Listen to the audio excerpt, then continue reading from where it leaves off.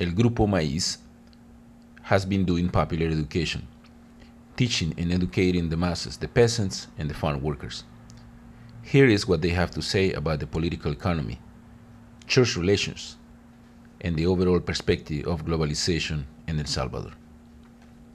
In the sweatshops are going to be working 12-hour days but receive pay for 8-hour days. Este es un trabajo miserable. So it's a miserable work. Muy bien.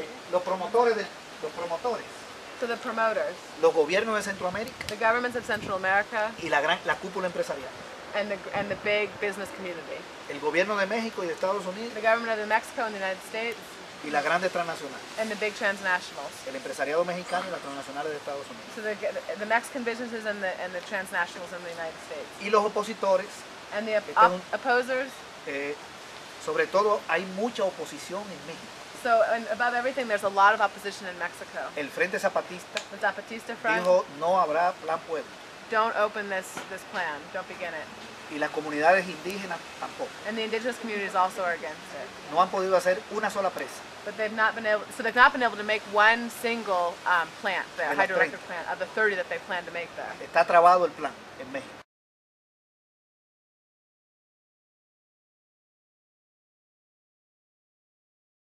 But perhaps we could begin with the Archbishop Romero part, which is, of course, just around the corner.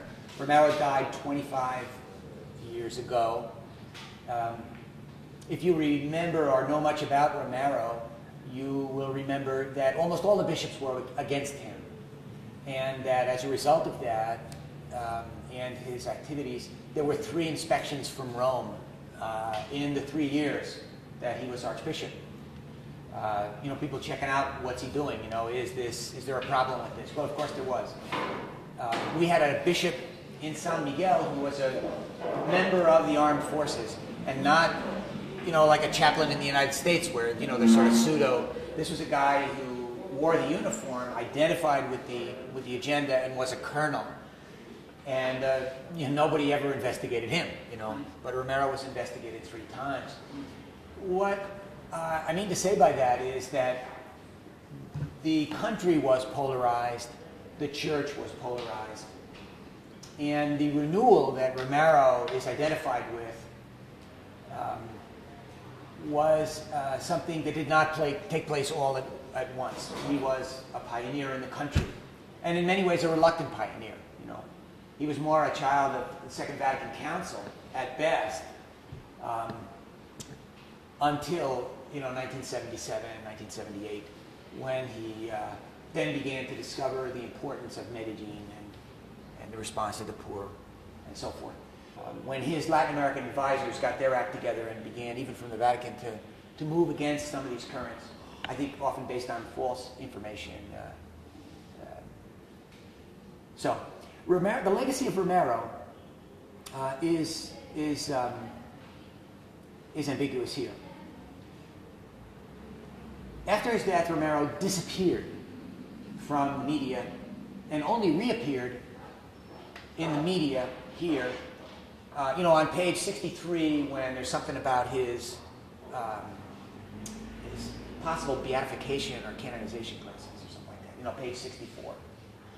But then they put him on the facade of the Westminster Cathedral. And this was a minor earthquake in El Salvador because the media could not ignore it. In other words, most of this stuff, people, of course, you go outside El Salvador, and everybody knows in the churches who Romero is. You come inside El Salvador, some people don't know who he is. They just some figure, distant figure in the past.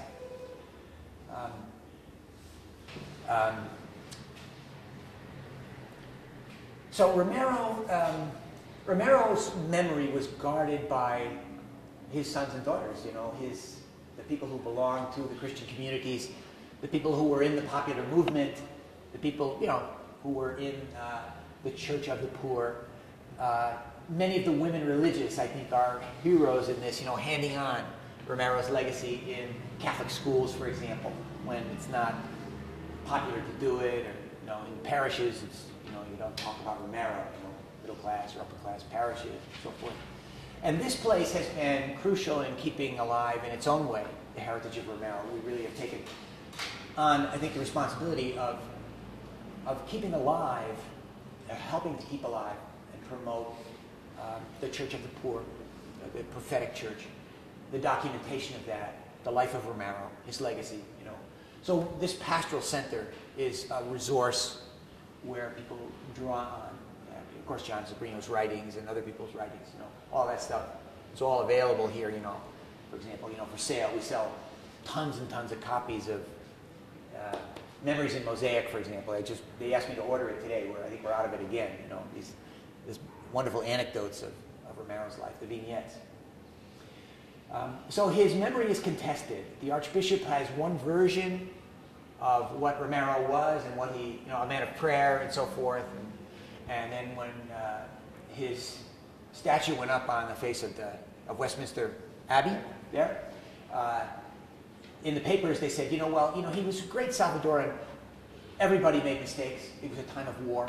He was perhaps confused, but, you know, and this is kind of the way, this kind of rewriting of history, you know, revisionist history on Romero. His memory is obviously precious to the different groups who are promoting events for his anniversary. And they are diehards, you know, that memory won't go away. It's just too deep, too thick, too profound. I think what brings you to ask questions about Romero is that if you have read his writings, if you really have read, you know, about his life, you appreciate that he was not invented by the FMLN. He was not invented by he is really, really the genuine article. And I sometimes say, but only tongue-in-cheek, but really, I think that Romero is a father of the church for the third millennium, you know. You know, we're going to have mothers of the church, and you know, Dorothy Day, you know, and so on. And maybe it's inappropriate even to speak of fathers of the church, you know, in our feminist times. But when I refer to the analogy, I'm referring to the analogy of what the fathers of the church did in bringing the gospel into the European world in the 1st, 2nd, 3rd, 4th, 8th centuries, you know. That generation that articulated a vision of the gospel. We criticize it at Andover Newton today, you know, Hellenization of the gospel and all that kind of stuff. Of course, it had to happen. It had to be done. You know, it had to be translated into European cultures, into Western culture. What we have now is a church that is being challenged, I think, to break with its Constantinian synthesis, to break with its Constantinian pact, and has become now a majority poor church. Christians today are majority poor in poor countries. We have become a global church, and we're questioning, you know, the identification of Christianity with Western civilization.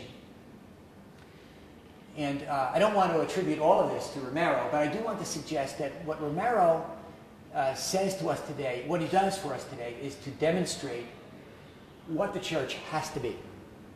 That in pluralistic postmodern times, that if the church does not stand with the victims, or as Correa said, with the crucified peoples of the world, then the church has no credibility to speak about God.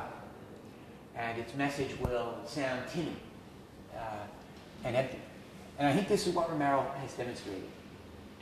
He has articulated in very clear and simple terms what pastoral ministry and what the mission of the church.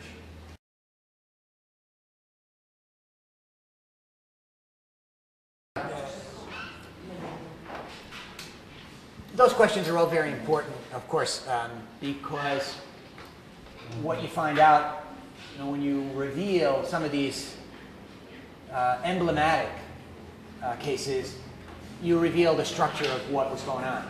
Less so in the case of Romero, but in the case of the killings at the UCA, what you reveal is that this was done by the Atlacat Battalion, trained at the School of the Americas. This is what their job was. This is the same group that pulled off the massacre of perhaps 1,000 people, including hundreds, perhaps, of children in El Mozote. And you begin to say, well, you know, the death squads were not some loose cannons. The death squads were part of strategy. So that's why when we and we continue to pursue the Jesuits, I mean, and this university, the case, and now we're moving to international fora to do that. We do it as a class action suit.